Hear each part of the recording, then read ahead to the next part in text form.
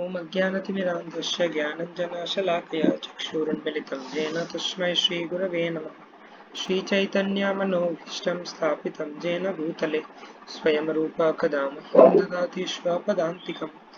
वन्देऽहं श्रीगुरौ श्रीयुतापदकमलं श्रीगुरोन् वैष्णवांश्च श्रीरूपं साग्रजातं सहगणा रघुनाथान्वितं तं सजीवं साद्वैतं सावधूतं परिजनासहितं कृष्णचैतन्यदेवं श्रीराधाकृष्णपादान् सहगणा ललिता श्रीविशाखान्वितांश्च नमो विष्णुपादाय कृष्णपृष्ठाय भूतले श्रीमते भक्तिवेदान्तस्वामिनिति नामिने नमस्ते सारस्वते देवे गौरवाणी प्रचारिणे निर्विशेषशून्यवादी पाश्चात्यदेशतारिणे नमो महावदन्याय कृष्णप्रेमप्रदायते कृष्णाय कृष्णचैतन्य नाम्ने गौरतिशे नमः। हे कृष्ण करुणा सिन्धो दीनबन्धो जगत्पते गोपेश गोपिकान्त राधाकान्त नमस्तुते। तप्तकाञ्चन गौराङ्गी राधे वृन्दावनेश्वरी वृषभानुसुते देवी प्रणमामि हरिप्रिय। नीलाचल निवासाय नित्याय परमात्मने बलभद्र सुभद्राभ्यां जगन्नाथाय ते नमः। वाञ्छाकल्पतरुभ्यश्च कृपा सिन्धुभ्यैव च पतितानां पावनेभ्यो वैष्णवेभ्यो नमो नमः। जय श्री कृष्ण चैतन्य प्रभु नित्यानंद श्री अद्वैत गदाधर श्रीवासादि गौर भक्तवृंद। हरे Krishna Krishna Krishna Hare Hare Hare Ram Ram Ram Hare Hare. So we are in the 6th chapter, and throughout the first 6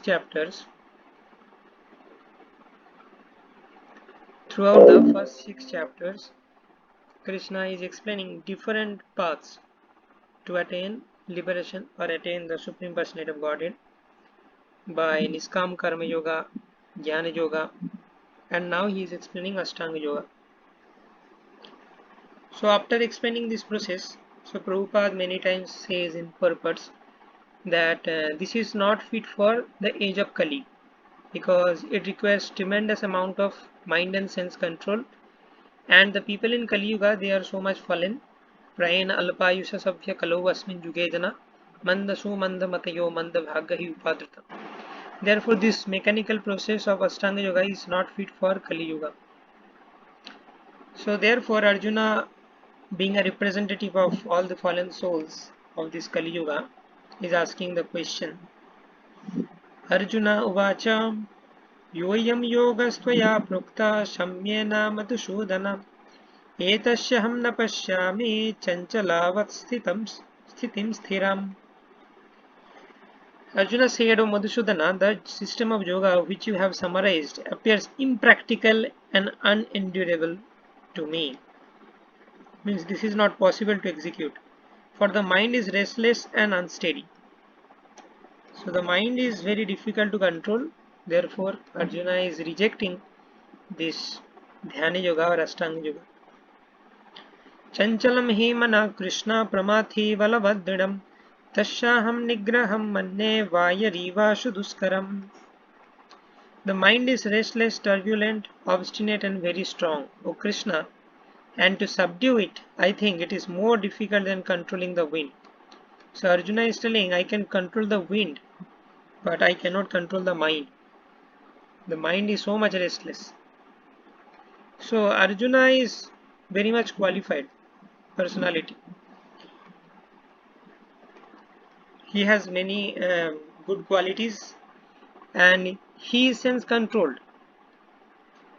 So if Arjuna being in a superior position than all of us in terms of sense control and good qualifications, he is rejecting Ashtanga Yoga. So what to speak of ours? So this is not at all fit for all of us. If it is not fit for Arjuna, then we are nowhere. Okay.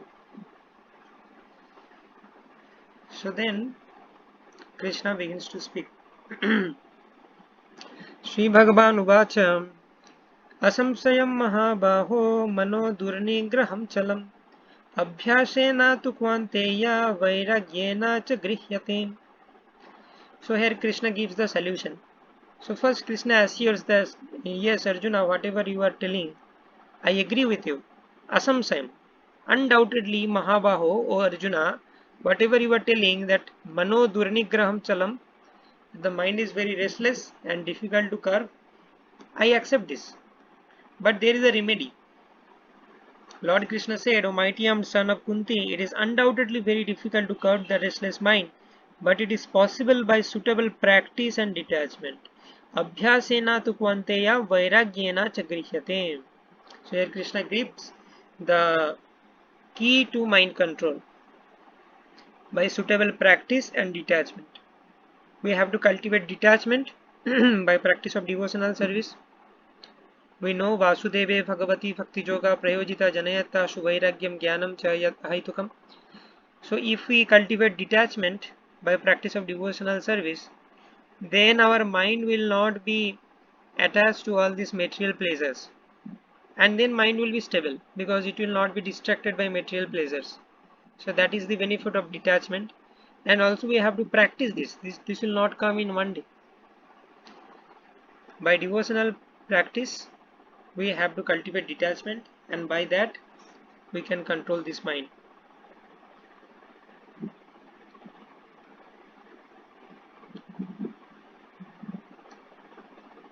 असम्यात्मानया योगो दुष्प्राप्य इति मे मति वश्यत्मना तु या तथा शक्यो व्याप्तुम उपायता. For one whose mind is unbridled, self-realization is difficult work. But he whose mind is controlled and who strives by appropriate means is assured of success. That is my opinion.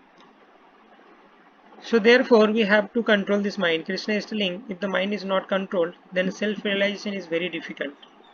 But if the mind is controlled, then the success is assured. And this is the essence of Ashtanga Yoga, that we have to control the mind. But Arjuna was finding this Ashtanga Yoga very difficult. Therefore he was asking questions that this seems to be impractical.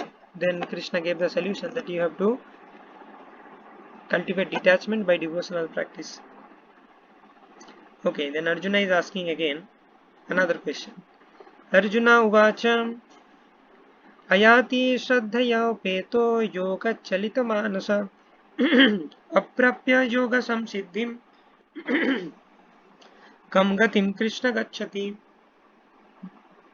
Arjuna said, O Krishna, what is the destination of the unsuccessful transcendentalist, who in the beginning takes to the process of self-realization with faith, but who later desists due to worldly mindedness and thus does not attain perfection in mysticism.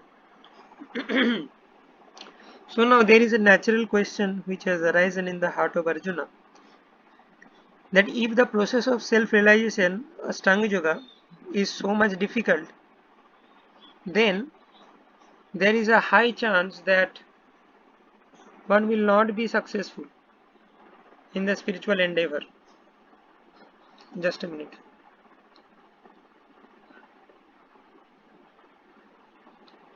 So there is a high chance that one will be failed in these spiritual practices. So therefore Arjuna here is thinking that what will happen if I just start this process of Ashtanga Yoga and then I fail.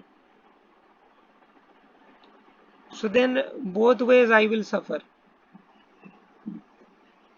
Like I have to abandon material pleasures for advancing in self-realization. So I am not enjoying the material opulence also, and I am taking to spiritual path and I am becoming a failure there.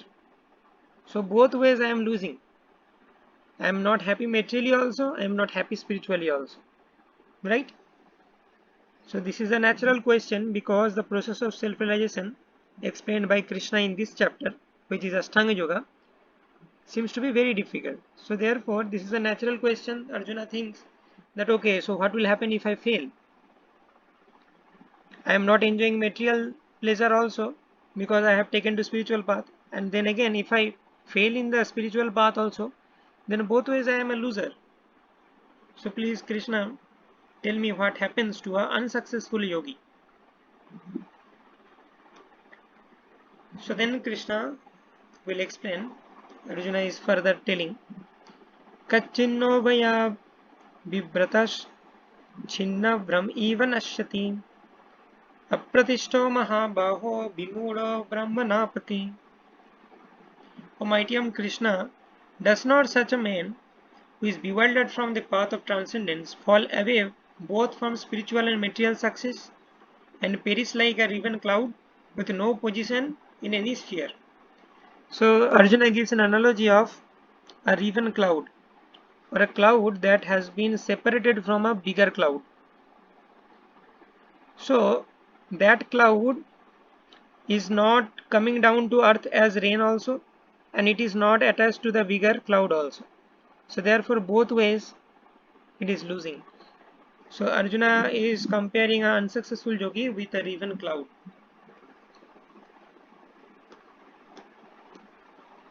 Okay, somebody can read this purport. Anyone, please unmute and read. There are two ways to progress. Those who are materialists have no interest in transcendence. Therefore, they are more interested in material advancement by economic development or in promotion to the higher planets by appropriate work. When one takes to the path of transcendence, one has to cease all material activities and sacrifice all forms of so called material happiness. If the aspiring transcendentalist fails, then he apparently loses both ways. In other words, he can enjoy neither material happiness nor spiritual success. He has no position. He is like a riven cloud. A cloud in the sky sometimes deviates from a small cloud and joins a big one. But if it cannot join a big one, then it is blown away by the wind and becomes a nonentity in the vast sky. The Brahmana path is the path of transcendental realization through knowing oneself to be spiritual in essence, part and parcel of the Supreme Lord, who is manifested as Brahman, Paramatma, and Bhagwan. Lord Sri Krishna is the fullest manifestation of the Supreme Absolute Truth, and therefore one who is surrendered to the Supreme Person is a successful transcendentalist. To reach this goal of life through Brahman and Paramatma realization takes many births, bahunam janmanam ante. Therefore, the supermost path of transcendental realization is Bhakti Yoga or Krishna consciousness, the direct method. Yeah, so therefore Prabhupada is requesting us to take to Krishna consciousness, because one who is practicing Krishna consciousness, he will not suffer in any ways. So that answer will be given by Krishna also in the subsequent verses.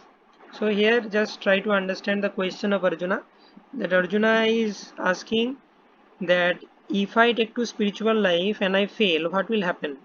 I am sacrificing material pleasure to become successful in spiritual path. Then in the spiritual path I am failing because this is very much difficult, this Ashtanga Yoga. So what will happen to me? Will I become like a riven cloud? So now Krishna will answer this question. This is my doubt, O Krishna, and I ask you to dispel it completely. But for you, no one is to be found who can destroy this doubt.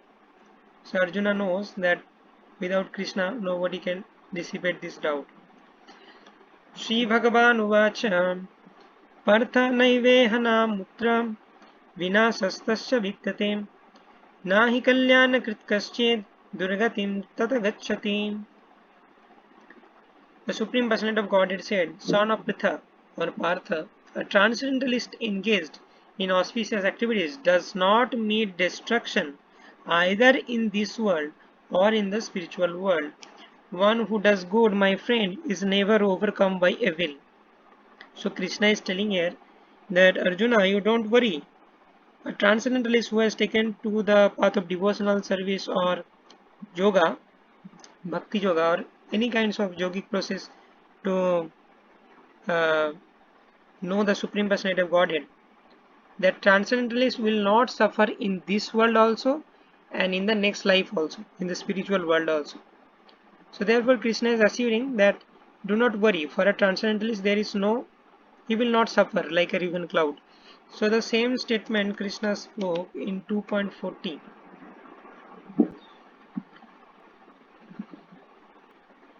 Second chapter. नेह विक्रमणा सुस्ति प्रत्यवयो न विद्यते स्वल्पमप्यस्य धर्मस्य त्रायते महतो भयात्. In this endeavor there is no loss. Arjuna, you do not worry, there is no loss or diminution. And a little advancement on this path can protect one from the most dangerous type of fear. So the same statement is Krishna is repeating again that Arjun, you please don't worry. There is no problem. If you are on the path of transcendence, then you will not lose anything. So in this regard, Prabhupada has beautifully quoted this verse. So this comes from the Srimad Bhagavatam, first canto, 5th chapter. So what happens, if you have read Srimad Bhagavatam, you will know that the sages of Naimisharanya in the first chapter, they are asking 6 questions. Suta Goswami answered those questions in chapter 2nd and chapter 3rd. And then in the beginning of the 4th chapter of the sages again asked 3 questions. One of them is that how Srila Vyasadeva got the inspiration to write Srimad Bhagavatam. So then in the subsequent chapters, 5th and 6th, this inspiration is explained. How Srila Vyasadeva got the inspiration to write Srimad Bhagavatam. So it is explained in Srimad Bhagavatam that Srila Vyasadeva, after compiling all the 4 Vedas, Rik, Sham, Jayu, Atharva, and all the other Puranas except Bhagavad Puran and Mahabharata, Ramayana, like Itihasas, after compiling all those things, so Srila Vyasadeva compiled all those things so that the people in Kali Yuga can understand. Because before Kali Yuga, there was no requirement of having the Vedas in written form. People used to remember Shruti Dhara. But in Kali Yuga, they are fallen, therefore there is a requirement of writing. So Vyasadeva very nicely wrote all the things, the 4 Vedas, different Puranas, Itihasas, Ramayana, Mahabharata, and all that. But still Vyasadeva was feeling some kind of dissatisfaction in his heart. And at that time, Narada Muni appeared, who is the spiritual master of Srila Vyasadeva, to dispel the doubt of Vyasadeva and to give him some direction. So then Vyasadeva inquired from Narada Muni. First he glorified Narada Muni, then Vyasadeva inquired that, "O Narada Muni, you know everything. You are a self-effulgent personality, self-realized person. So you know everything and you also know what is the cause of my dissatisfaction. So please enlighten me and tell me what should I do, instruct me." So then Narada Muni, in essence, Narada Muni told many things to Srila Vyasadeva, and Narada Muni chastised also Vyasadeva. Narada Muni very heavily chastised, like whatever you have written, that is like a dustbin, and that is like the pilgrimage of the crows. So like that, Narada Muni chastised Srila Vyasadeva. न यद् वाचश्चित्रपदं हरेर्यशो जगत्पवित्रं प्रगिनीत करिचिन् यद्वा यशमतीर्थमुशन्ति मानसा न यत्र हमसा निरमन्तु शिक्षया. So Narada Muni told that Najad Vachas Chitrapadam Harer Jasho, those literatures which does not glorify the Supreme Personality of Godhead, Sri Krishna, Jagat Pavitram Praginita Karihichin. Only his glorification can purify the entire world, and you have not glorified that personality in your literatures repeatedly and sufficiently. You have not glorified. So therefore, I consider your literatures to be Tad Vayasham Tirthamushanti Manasa. Vayasha means crows. I consider those literatures to be pilgrimage of crows. What is the pilgrimage for crows? Dustbin. A crow is very satisfied when it finds a dustbin. Najatra Hamsa Niramantu Shikshaya. And Narada Muni tells that no sober personality, no intelligent personality will read those literatures which are devoid of the glorification of the Supreme Lord, which only can purify the whole world.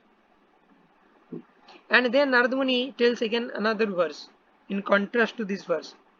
Tadvag visargo janata biplabo jasmin pratishlokam avadyavatyapi नामान्यनन्तस्य जशंकितानि यत् शृण्वन्ति गायन्ति गृह्णन्ति साधवा. So then Narada Muni, contrasting this verse, he is telling Tadbhag Visargo Janatag Biplavo Jasmin Pratishlokam Avadhyavaktavi. So if any literature Namani Anantasya Jashonkitani Jat. So if any literature is glorifying the Supreme Personality of Godhead, Namani Anantasya Jashonkitani Jat. If any literature is glorifying the name and the glories of the Supreme Lord, and if those literatures are not that much perfect grammatically and has some mistakes, Tadvag Visargo Janatag Viplava Jasmin Prati Shlokam Avadhyavatapi. If every sloka of that literature is full of mistakes, but that literature is glorifying the Supreme Personality of Godhead, still it is acceptable by the sadhus. Srinvanti Gayanti Grinanti Sadhava. On the other hand, your literature, although it is very nicely compiled, there is no grammatical mistakes, but it is devoid of the glorification of the Supreme Lord, it is to be considered the pilgrimage of the crows. On the other hand, if some literature is full of mistakes in the formation of the slokas, but it is glorifying the Supreme Lord, it is much better. And then Narada Muni also tells this verse. This is very important. And here also he is explaining the importance of practicing Krishna consciousness. त्यक्ता स्वधर्मं चरणम्बुजं हरेर्भजन्नपक्कोऽथ पतित्ततो यदि जत्र को वा भद्रमभूदमुष्य किं कोऽवर्थ अप्तो भजतं स्वधर्मता. If someone gives up material prospects and takes complete shelter of the Supreme Personality of Godhead, there is no loss or degradation in any way. So if someone is neglecting the material duties and he is completely taking shelter of the Supreme Personality of Godhead, then there is no loss, because Lord will take care of that. On the other hand, a non-devotee may fully engage in occupational duties and yet not gain anything. So here Narada Muni tells, what is the use of having a very nice material life devoid of Krishna? This is useless. One life you will enjoy and then you will go to hell. But if you neglect your material duties, you may suffer for one lifetime. But if you execute your spiritual duties very nicely, then you will get eternal benefit from that. So therefore we should never neglect this Krishna consciousness, and we should have full faith that I will not lose anything. Arjuna is having that doubt. So here in the Srimad Bhagavatam, Bhagavad Gita, the message is being given to us that we should not lose faith, that we are practicing Krishna consciousness, we should practice it with full conviction that we are not losing anything, and we will, and whatever benefit we are getting, that is eternal, permanent, spiritual. So now we will see the answer of Krishna. The unsuccessful yogi, after many years of enjoyment on the planets of the pious living entities, is born into a family of righteous people or into a family of rich aristocracy. Prapya punna kritam lokan ushitva shashvati shama shuchinam srimatam gehe yoga vrashto vijayate. So here Krishna tells that what happens to unsuccessful yogi? The unsuccessful yogi, after many years of enjoyment on the planets of the pious living entities. So first of all, Krishna is answering the doubts of Arjuna. So please remember the doubt of Arjuna. What was the doubt? The doubt was that I am losing in both ways, materially and spiritually. Material pleasures I am sacrificing for spiritual life, and in the spiritual life I am failing. So first of all, Krishna addresses this thing that Arjuna, you are thinking that you are sacrificing material pleasure and therefore you are losing that material pleasure. But let me tell you, you are not losing any kind of material pleasure also. If you take to transcendental or spiritual life and you become unsuccessful, then first of all you will go to Swargaloka and there you will enjoy material enjoyment. So the material enjoyment which you have sacrificed for practicing spiritual life, you are getting that. So the unsuccessful yogi first goes to Swargaloka, and after many years of enjoyment, so first of all your material aspect is covered, you have no further complaint, that I am not able to enjoy materially. So the unsuccessful yogi also will enjoy in the Swargaloka, on the planets of the pious living entities. And then after enjoyment, what will happen? He will be born into a family of righteous people or into a family of rich aristocracy.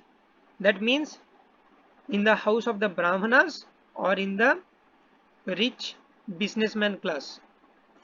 So if one is born in the family of Brahmanas, then he will get opportunity to continue his spiritual practices. He was unsuccessful in the previous life, maybe he completed up to 60%.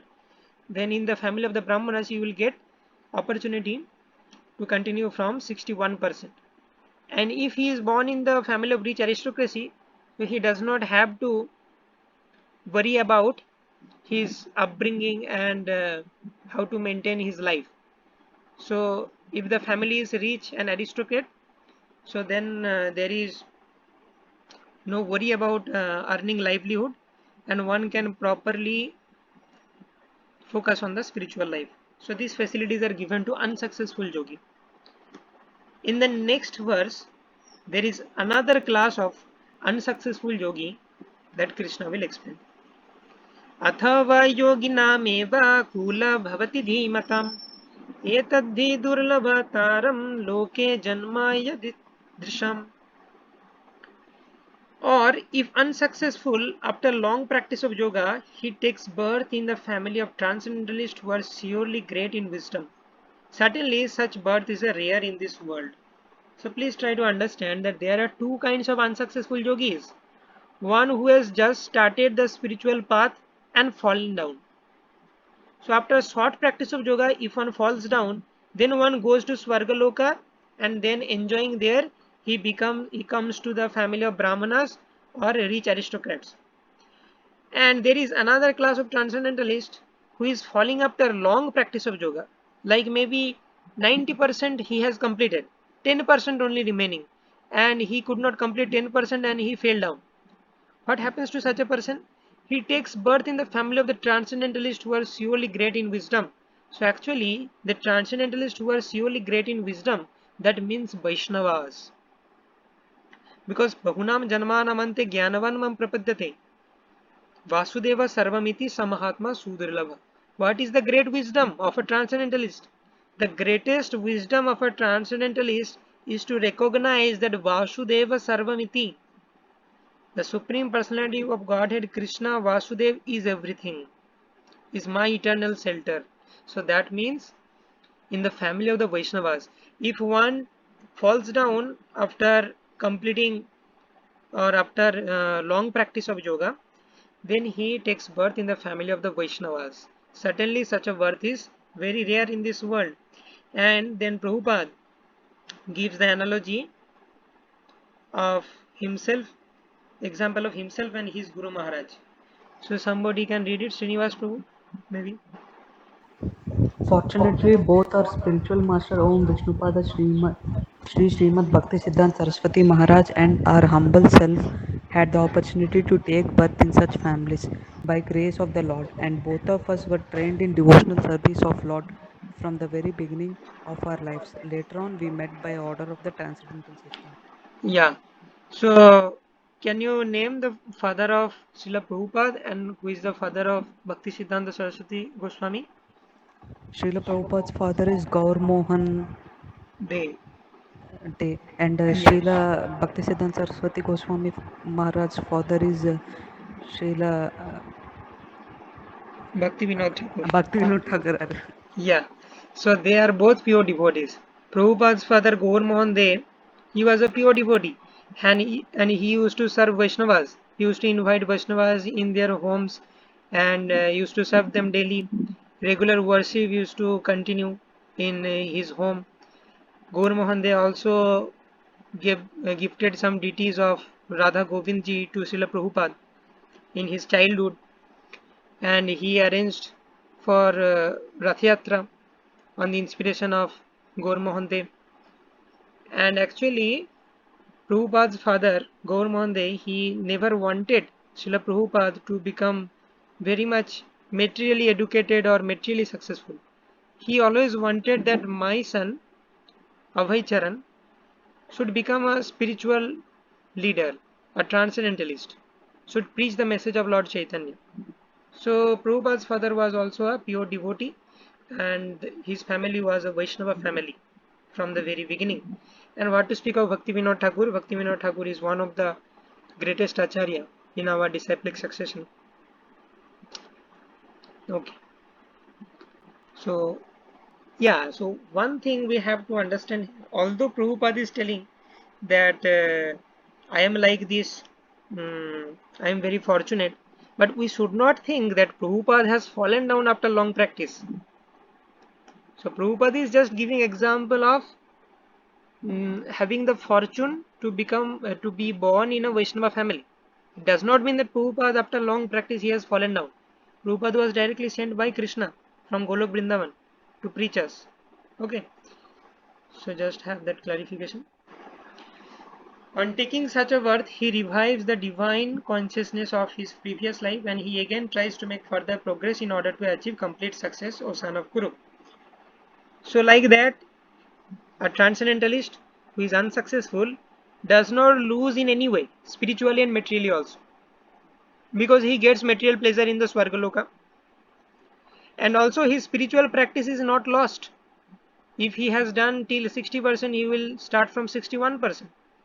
So in this statement you can see, and he again tries to make further progress.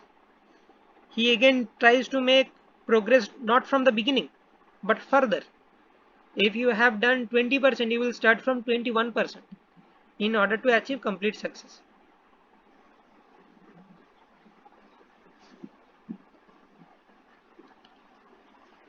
By virtue of the divine consciousness of his previous life, he automatically becomes attracted to the yogic principles even without seeking them.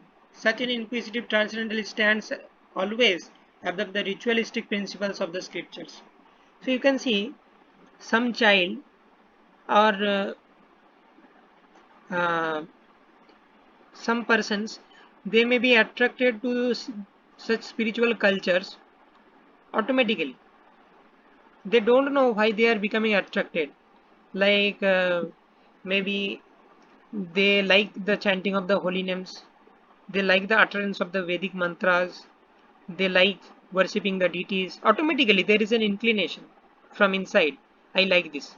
So that is the result of his previous yogic practice. Therefore he automatically becomes attracted, right, in the yogic principles. So you can see in our Krishna consciousness movement, many devotees, we have seen many devotees in our voice. Chandan Patil Prabhu is one of the examples. He was very much attracted. Like I have heard from the seniors that we go to preach the boys and we give device sessions to different boys, and then they understand logically. Like I understood logically. Okay, whatever you are telling, that is scientific, logical. Okay, okay, fine. Then I read Prabhupada's books and I understood gradually. But he was very much inquisitive, and when the devotees approached him, he was telling that I was finding this one only. Now I have got this, and I will practice it. So there is a natural attraction. So this happens when one is very much exalted. Yeah, so this is also very important from Bhagavatam. Aho bataswapchato gariyan jajjuhagre vartate nama tubhyam te puste juhuvashasnurarya brahmanuchuho nama grinanti yeche. O my Lord, persons who chant your holy names, persons who chant the holy names of your Lordship are far advanced in spiritual life, even if born in the family of the dog eaters. So generally, if one is able to chant the holy names, if one is able to chant the holy names, then we have to understand this personality is not a ordinary living entity. Such chanters have undoubtedly performed all kinds of austerities and sacrifices, bathed in all sacred places, and finished all scriptural studies. After doing all these things, one will be able to chant the holy names. So all of you who are chanting the holy names, who are interested in spiritual life, you must understand that you have acquired this position after long spiritual practice and after doing many spiritual practices. So we should take this very seriously and we should complete our business in this life. And when the yogi engages himself with sincere endeavor and making further progress, being washed of all contamination, then ultimately achieving perfection after many, many words of practice, he attains the supreme goal. So, with sincere endeavor. So, you remember the life of Bharat Maharaj? Bharat Maharaj also was a very exalted transcendentalist. Then he somehow fell down by becoming attracted to a deer. And then Bharat Maharaj in the next life became deer, and in the next life he became Jada. In the life of Jada, he was extremely careful not to become entangled in any kinds of material relationships. Therefore, he was extremely careful. So, this is called sincere endeavor. So, we should also become sincere because we are able to chant the holy names. That means we have already done spiritual practices. Maybe someone up to 30%, someone 35%, someone maybe 40%, someone 60%, but we have already done some spiritual practices, therefore we are able to chant the holy names. Now in this life we have got everything. निर्देहमाद्यं सुलभं सुदुर्लभं प्लावं सुकल्पं गुरुकर्णधारं मयानुकूलेन नवस्वाते रीतं पूमन् भवाब्दिं न तरेत्स आत्मः. We have got Nideham we have got this human form of life. Sulabham Sudurlabham, this is very rare human birth. We have got that. Plabam Sukalpam Gurukarna Dharam. This human form of life is a suitable boat to cross the material existence. The ocean of material existence we can cross very easily if we make perfect use of this human form of life. We have got Guru Karna Dharam. We have got bona fide Acharya like Srila Prabhupada and his disciples. They are guiding us. We have got an institution like ISKCON. So Guru Karna Dharam means we have got the captain of our boat. Mayanukulena Navaswatiritam, we have got the scriptures. Prabhupada has translated all the scriptures, Gita, Bhagavad. All this was in Sanskrit. Prabhupada has translated all the scriptures and given all of us so that we can understand and read. So we have got the scriptures and we have got the association of the devotees. There are many devotees, Vaishnavas increasing by the mercy of Chaitanya Mahaprabhu. We have got their association also. So that is like the favorable winds to so that the boat progresses nicely. Favorable wind, the Shastras and the association of devotees. After getting all these facilities, if we are not able to complete our spiritual journey in this life, then we are committing spiritual suicide. Puman bhavabdim na taretsa atma. So this is a verse from Srimad Bhagavatam. So therefore we should utilize all these different facilities and we should go back to Godhead in this life. That is the essence. A yogi is greater than ascetic, greater than the empiricist and greater than the fruitive worker. So therefore Arjuna in all circumstances become a yogi. So yogi is greater than all of that. So the position of a yogi is superior. This is the last verse of chapter 6 and here Krishna will exclusively speak about the supremacy of Bhakti Yoga.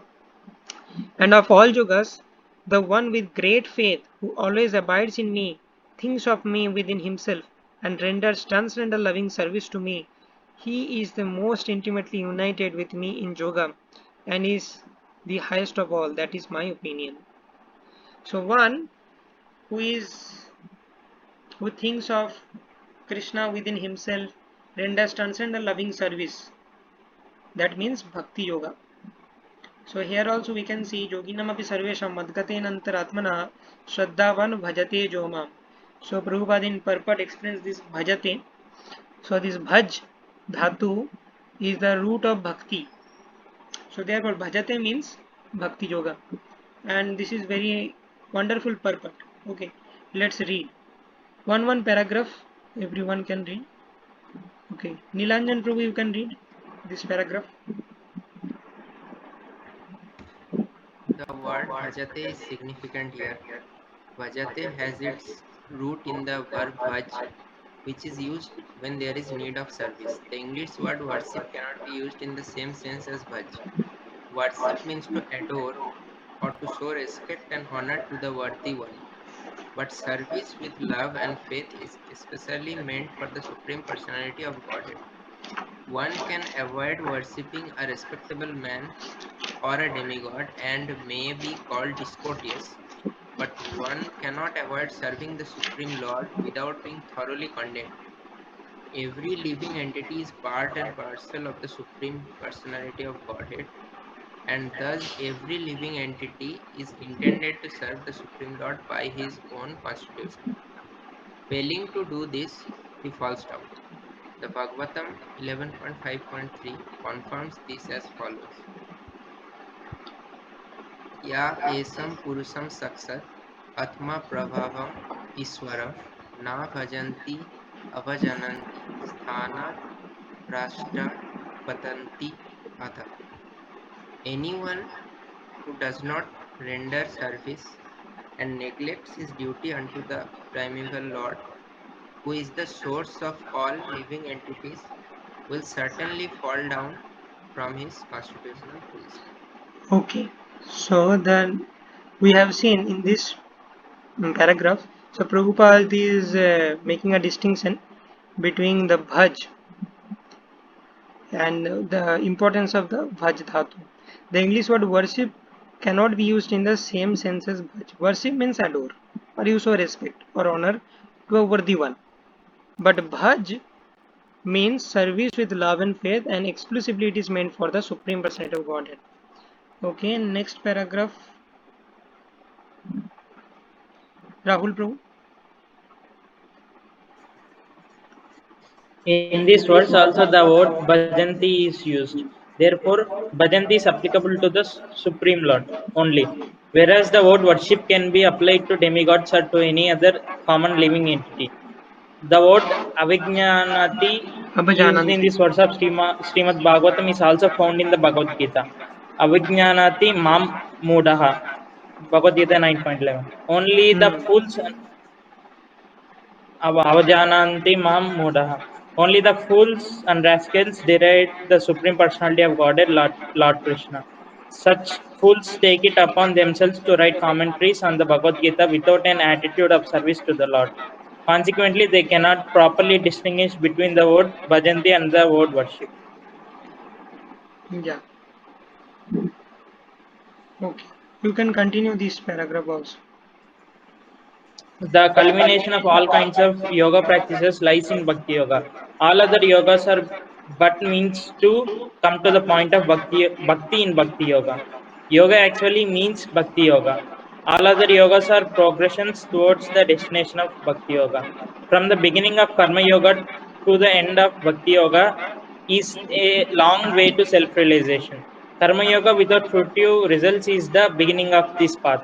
When Karma Yoga increases in knowledge and renunciation, the stage is called Jnana Yoga. When Jnana Yoga increases in meditation on the Supreme Lord by different physical processes, and the mind is on Him, it is called Astanga Yoga. And when one surpasses the Astanga Yoga and comes to the point of the Supreme Personality of Godhead Krishna, it is called Bhakti Yoga, the culmination. Factually, Bhakti Yoga is ultimate goal.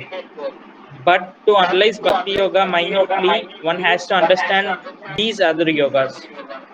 The the yogi who is progressive is therefore on the true path of eternal good fortune. One who sticks to a particular point and does not make further progress is called by the particular name Karma Yogi, Jnana Yogi, Adhyana Yogi, Raja Yogi, Hatha Yogi, etc. If one is fortunate enough to come to the point of Bhakti Yoga, it is to be understood that he has surpassed all other yogas. Therefore, to become Krishna conscious is the highest stage of yoga, just as when we speak of Himalayan, we refer to the world's highest mountains, of which the highest peak, Mount Everest, is considered to be the culmination. Yeah. So here we can see one thing, that one who sticks to a particular point and does not make further progress. Actually, if one makes further progress, then ultimately one has to come to Bhakti Yoga. But if one is stuck in the Karma Yoga platform, then he is called a Karma Yogi. Stuck in the Jnana Yoga platform, then Jnana Yogi. Stuck in the Dhyana Yoga platform, Dhyana Yogi. Like that. Otherwise, everyone will become Bhakti Yogi if they make progress. Okay, so now who is left?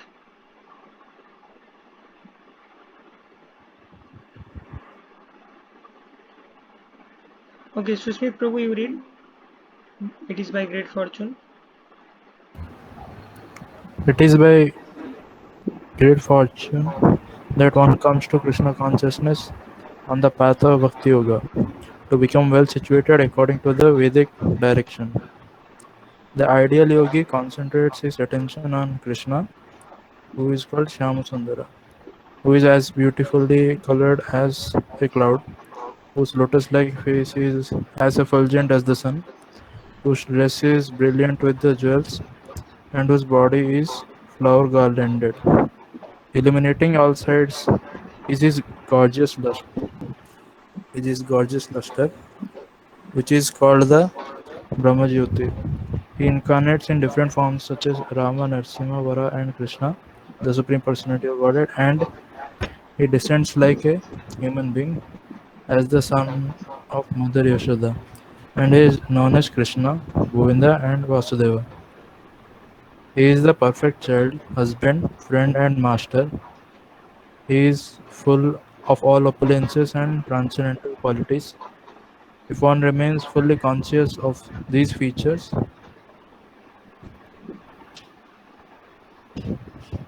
Yeah, he is of called the a Lord, highest yogi. he is called the highest yogi. Yeah, continue. This stage of highest perfection in yoga can be attained only by Bhakti Yoga, as it is confirmed in all Vedic literature. Yasya deve para bhaktir yatha dehe tatha guru tasyate kathita he artha parakasante mahatmanaha. Only unto these great souls who have implicit faith in both the Lord and the spiritual master are all the imports of Vedic knowledge automatically revealed. Swara Upanishad. Okay. Bhaktirasya Yeah.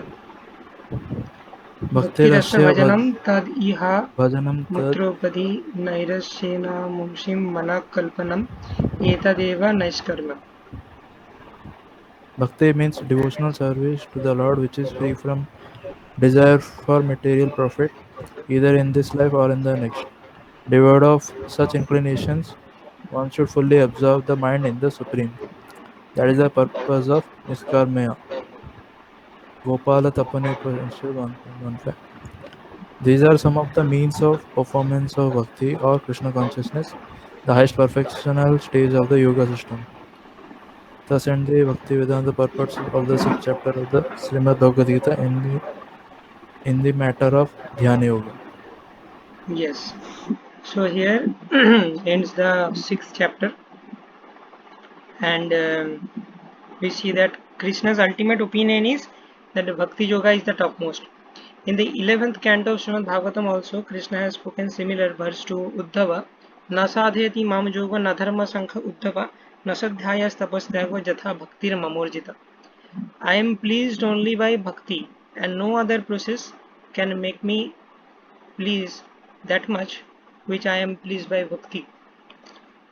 So we have seen this. Now we will analyze and compare different yogas. Just wait for a few minutes. So first of all, let us see the yoga ladder.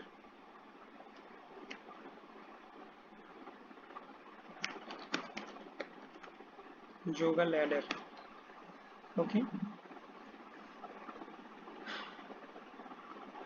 So the lowest of the yoga ladder is called Karma Kanda.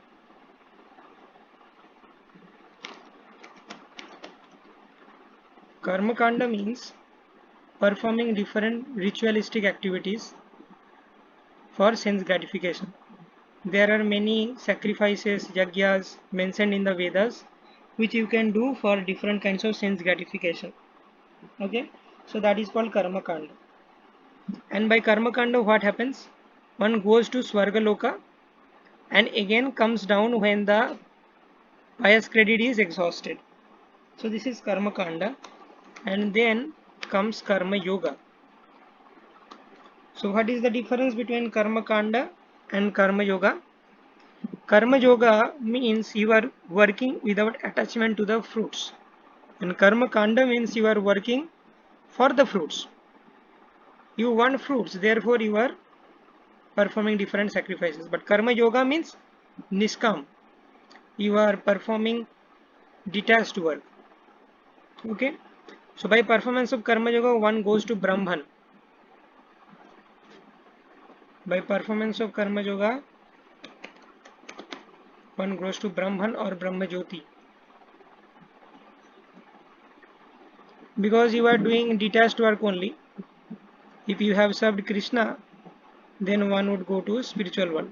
But Karma Yoga leads to Brahman. And here, Karma Kanda leads to Svargaloka. But this Svargaloka is not permanent. You go to Svargalok and you again come when the pious credits are exhausted.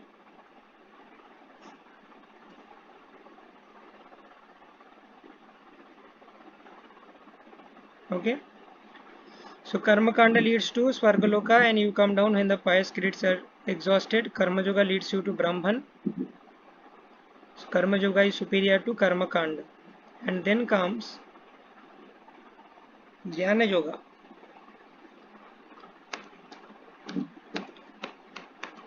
Actually, attaining the transcendental knowledge happens when you are expert in Karma Yoga. By detached work, you attain transcendental knowledge.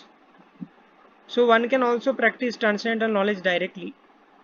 But we have seen in the Bhagavad Gita, Krishna was repeatedly telling Arjuna that this transcendental knowledge or Jnana Yoga, the path of Jnana Yoga is not good for you. You perform Karma Yoga and then automatically you attain transcendental knowledge. And Krishna gave example of Janak Maharaj also and himself also. That also Janak Maharaj is qualified for Jnana Yoga. He is acting in Karma Yoga just to educate the normal population. So Jnana Yoga is higher than Karma Yoga, but Jnana Yoga also leads to Brahman. Jnana Yoga means one understands I am not this body, I am spirit soul, therefore he is renouncing the material activities. Higher than Jnana Yoga is Ashtanga Yoga. So you can see all these yogas are subsequently explained in Bhagavad Gita. First in the 3rd chapter Karma Yoga, 4th chapter Jnana Yoga, and then in the 5th chapter clarification of Jnana Yoga and Karma Yoga, and then in the 6th chapter comes Ashtanga Yoga. So Ashtanga Yoga leads to some higher destination. Ashtanga Yoga leads to Paramatma. We know that the Supreme Personality of Godhead Krishna has 3 features: Brahman, Paramatma, Bhagavan. Okay, so the Paramatma feature is superior to Brahman, and that is attainable by Ashtanga Yoga. Ashtanga Yoga means Yama, Niyama, Asana, Pranayam, Pratyahar, Dharana, Dhyana, Samadhi. This eightfold mystic yoga process. So by performance of Ashtanga Yoga, one attains Paramatma. Then higher than Ashtanga Yoga is Bhakti Yoga. And by Bhakti Yoga, one can attain the Supreme Personality of Godhead as it is in his original Swarupa, as Krishna, and he can attain the Golok Vrindavan. So here Krishna Loka, he attains the planet of Krishna by Bhakti Yoga. So this is called a yoga ladder, and the different yogis are meant to make progress. Like from, if you are in Karma Kanda, it is expected that you will come to Karma Yoga, then you will come to Jnana Yoga, then Ashtanga Yoga. Ultimately you will come to Bhakti Yoga and you will go to Krishna Loka. But if you are stuck in one level, then that is not desirable, and you attain the destination according to your level. Like if someone is stuck in the Jnana Yoga, so what platform he will attain? He will attain Brahman. If one is stuck in Ashtanga Yoga, he will attain Paramatma. But Bhakti Yoga is the topmost, and one can go to Krishna Loka. So you can come through this ladder, or you can directly take to Bhakti Yoga, and then this is called elevator. Like you are climbing stairs, and Bhakti Yoga is like the elevator. You directly come to Bhakti Yoga and then go to Krishna Loka. So this is called yoga ladder. There is another important thing that we will explain. Another important concept, that Bhakti is all encompassing. Means Bhakti Yoga includes the benefits of all other yogas. How that is happening? Let us see. So first we will come to Karma Yoga. First we will come to Karma Yoga. So what is the important concept in Karma Yoga? Work with detachment, right? So now if one practices Bhakti Yoga, in Bhakti one works for Krishna. So automatically he is doing detached work, right? So in the automatically he is, if he is doing work for Krishna, he is automatically doing detached work, and he is attached to Krishna, and that attachment will lead him to Krishna Loka. So the core concept of Karma Yoga is working with detachment. If one is practicing Bhakti Yoga, he is automatically doing work with detachment, and also a Bhakti Yogi will get higher destination than Karma Yogi. Karma Yogi will go to Brahma Jyoti, and a Bhakti Yogi will go to the planet of Krishna. So therefore Bhakti Yoga encompasses the core concept of Karma Yoga, and Bhakti Yoga is superior to Karma Yoga. Okay. Now let us come to Jnana Yoga. What is the core concept of Jnana Yoga? Knowledge. Specifically knowledge about soul and body. I am not this body, I am soul. This knowledge. What happens for a Bhakti Yogi? A Bhakti Yogi knows he is soul, but he additionally knows other things also. He also knows that I am eternal servant of Krishna, but this knowledge is not available to a Jnana Yogi. So the core concept of Jnana Yoga is knowledge about body and soul. A Bhakti Yogi always knows that I am a soul and I am eternal part and parcel of Krishna, and I am a servant of Krishna. My purpose of existence is to serve Krishna. So a Bhakti Yogi has a complete knowledge. A Jnana Yogi has partial knowledge. So Bhakti Yoga encompasses Jnana Yoga also, and the destination of Bhakti Yogi is superior to Jnana Yoga. Now let us come to Ashtanga Yoga. In Ashtanga Yoga, the core concept is mind and sense control.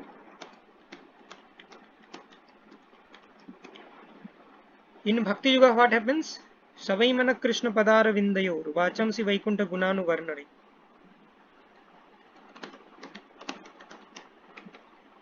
So a Bhakti Yogi engages mind in Krishna, in thoughts of Krishna,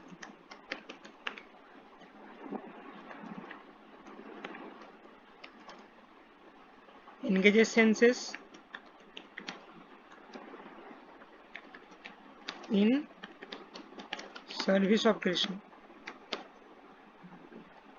Rishikena Sevanam Bhakti Ruchyate. So automatically the mind and senses are controlled. Ashtanga Yogi endeavors a lot to control the mind and senses by practicing Jama, Niyama, Pranayam, Asana, Pranayam, Pratyahar, Dharana, Dhyana, Samadhi. This is a very difficult process. But for a Bhakti Yogi, easily he can control mind and senses by engaging the mind in thoughts of Krishna and engaging the senses in service of Krishna. So the similar benefit of Ashtanga Yoga, mind and sense control, is attainable by Bhakti Yoga also, but in Bhakti Yoga, this mind and sense control can be attained very easily, which is very difficult by Ashtanga Yoga, right? So here Bhakti Yoga encompasses all the benefits of Karma Yoga, Jnana Yoga and Ashtanga Yoga also. And Bhakti Yoga gives you higher destination than Karma Yoga, Jnana Yoga, Ashtanga Yoga. Therefore Bhakti Yoga is the topmost. So this is the essence of the first 6 chapters of Bhagavad Gita. So let us end here. We will start 7th chapter in our next week. Thank you very much. Bhagavad Gita as it is ki jai, Srila Prabhupada ki jai.